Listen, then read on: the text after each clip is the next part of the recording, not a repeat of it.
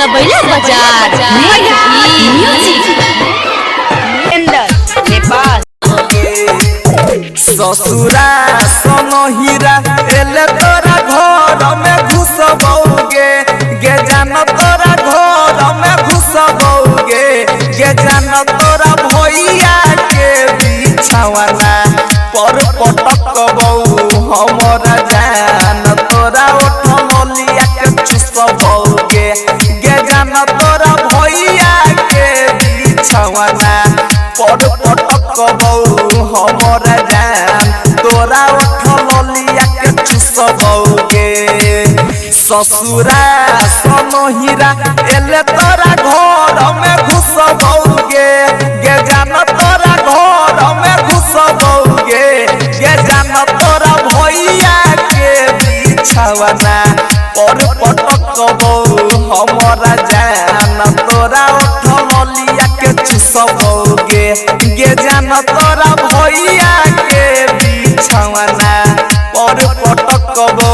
हमरा जान तोरा ओठलिया के चुसबौगे साइड रिकॉर्डिंग स्टूडियो दिल्ली तोरा ओठलिया के चुसबौगे ओठलिया के चुसबौगे तोरा ओठलिया के चुसबौगे सालो भर पयलही तोरा याजुर कले नै रुकबौगे गे जानो याजुर कले नै रुकबौगे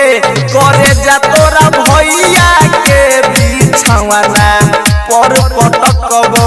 हमरा जान तबे ओठलिया के चुसबौगे गे जान तोरा भैया के बिछावना पर पटकबौ हमरा जान तोरा ओठलिया के चुसबौगे ससुरा सोनो हीरा एले तोरा घर में घुसबौगे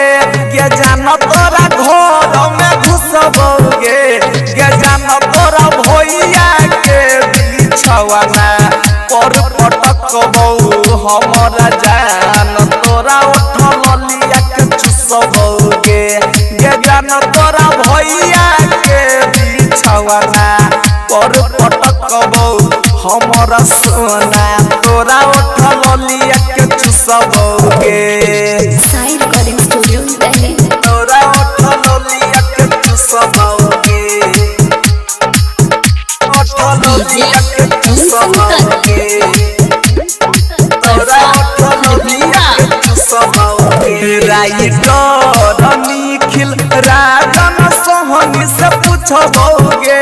गे राजन सोहनी से पूछबौगे करे जा तोरा भैया के बिछावना पर पटकबौ हमरा जान तोरा ओठलिया के चुसबौगे गे जान तोरा भैया के बिछावना पर पटकबौ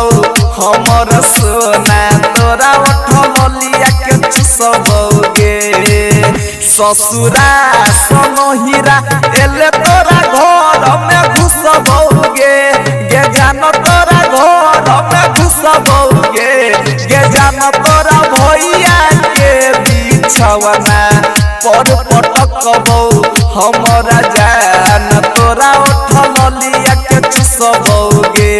गे जान तोरा भैया के बिछावना पर पटकबौ हमरा जान तोरा ओठलिया के चुसबौगे presented by